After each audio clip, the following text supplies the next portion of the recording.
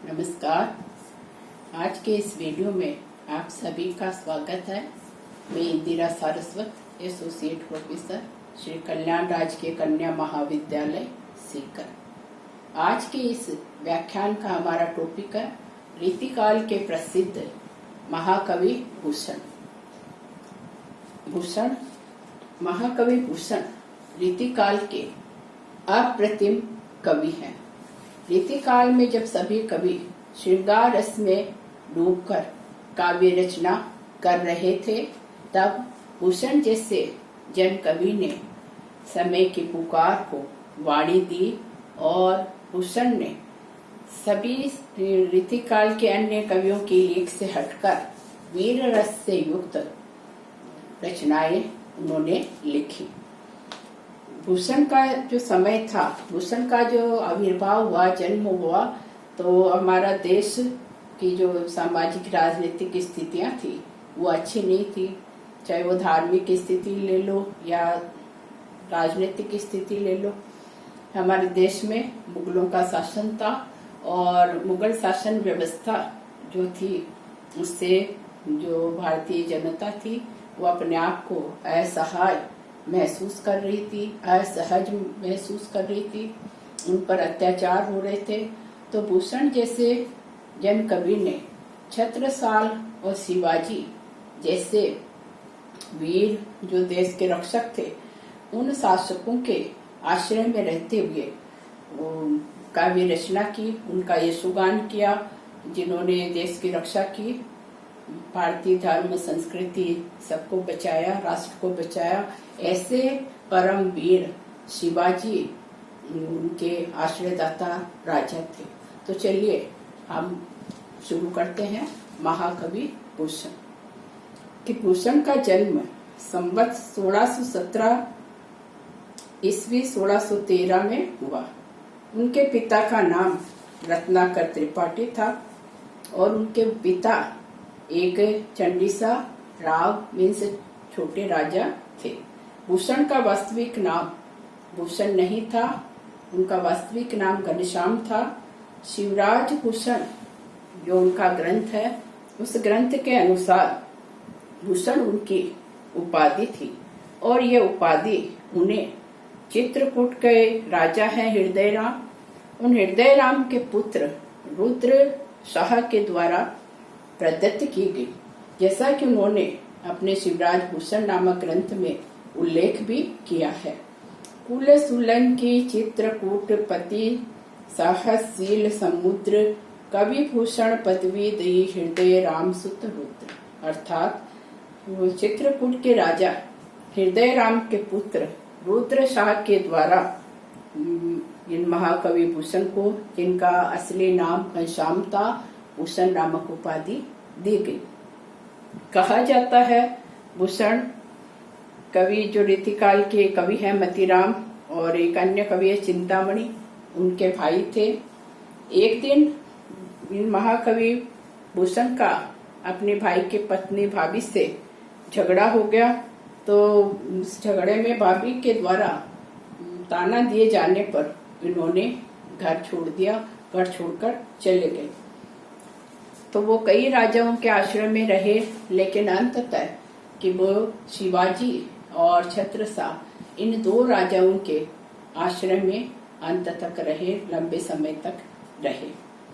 इनकी जो प्रसिद्ध रचनाएं हैं, भूषण द्वारा रचित प्रसिद्ध रचनाओं में है शिवराज भूषण, शिवा बावनी और तीसरी है छत्रसाल दशक। ये इनकी 3 महत्वपूर्ण रचनाएं हैं। शिवराज भूषण नामक ग्रंथ है वो अलंकार प्रधान उनकी रचना है और छत्रसाल दशक जो बुंदेला के शासक है छत्रसाल, उनकी वीरता, उनके पराक्रम, उनकी दानशीलता का चित्रण इस छत्रसाल दशक नामक ग्रंथ में हुआ है। शिवा बावनी जो इनका ग्रंथ है, इस ग्रंथ में मराठा शासक शिवाजी के गुणों का वर्णन इसमें किया गया है। रीतिकाल कैसा काल था? रीतिकाल एक घोर श्रृंगारिक काल था और देखा जाए तो कि समाज व्यवस्था की दृष्टि से यह पतन का काल था कि यथा राजा तथा प्रजा ये जो कहावत है वह सही उस समय प्रतीत हो रही थी कि उस काल के जो राजा लोग थे वो सुरा और सुंदरियों में लिप्त रहा करते थे। तो जब राजा लोगों का चरित्र ही इस प्रकार का है तो हम जनता से क्या आशा कर सकते हैं कि वो जो है कि वो कोई अच्छे कार्यों में लीन हो। तो जैसे राजा होगा वैसी उसकी प्रजा होगी।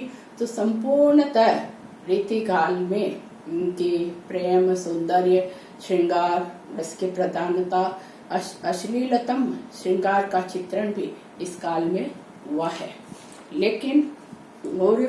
लेकिन भूषण जैसे कवि थे, इन्होंने केवल वीर रस से युक्त होकर काव्य रचना की। उनके काव्य का मूल विषय वीरों का यशोगान करना ही रहा और इनके जो नायक है इनके रचनाओं के, चाहे वो शिवाजी हो, छत्रसाल हो, ये परम वीर, देश के रक्षक ऐसे ही शासक थे और इन शासकों के आश्रय में रहकर इन्होंने काव्य रचना की।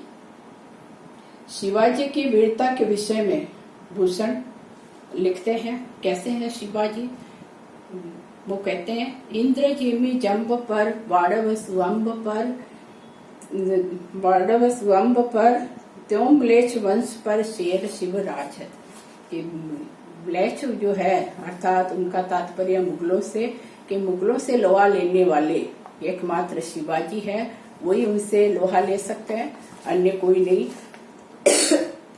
इस प्रकार से उन्होंने शिवाजी के युद्ध वीरता, दान वीरता, दया वीरता और उनके द्वारा धर्म को बचाया गया जो उनका धर्म रक्षक रूप था उसका उन्होंने वर्णन किया। भूषण कहते हैं कि अगर शिवाजी जैसे शासक नहीं होते तो आज सब कुछ नष्ट भ्रष्ट हो जाता, न हमारा धर्म होता, न हमारी संस्कृति होती और पूरी तरह से हमारा जो राष्ट्र की जो मान बान शांति वो सब मिट गई होती। भूषण के काव्य में सर्वत्र उदारता का चित्रण मिलता है। हालांकि उन्होंने सभी धर्मों को समान दृष्टि से देखा है, समानता से उनका नजरिया रहा है। लेकिन शिवाजी जो उनके शासक हैं, शिवाजी कैसे हैं? जिन्होंने हमारी संस्कृति की रक्षा की, धर्म की रक्षा की। तो धर्म रक्षक रूप में वो शिवाजी की प्रशंसा करते हुए कहते हैं, वेद राख्यो विदित, पुराण राख्यो सारयुत, राम नाम राख्यो अति रसना सुकर्म। शिवाजी को उन्होंने भारतीय संस्कृति के रक्षक के रूप में चित्रित किया है। भूषण के काव्य की भाषा ब्रज भाषा है कि जो अत्यंत कोमलता से युक्त, जिसमें माधुर्य गुण वल्यता रचनाएं ज्यादा लिखी जाती है। लेकिन ओज गुण वीर रस के में रचना इन्होंने ब्रज भाषा में की। इसके अलावा इनके काव्य में हमें अलंकारों का विशेष प्रयोग मिलता है। इनकी संपूर्णतः भाषा काव्यात्मक है, भावानुकूल है। धन्यवाद।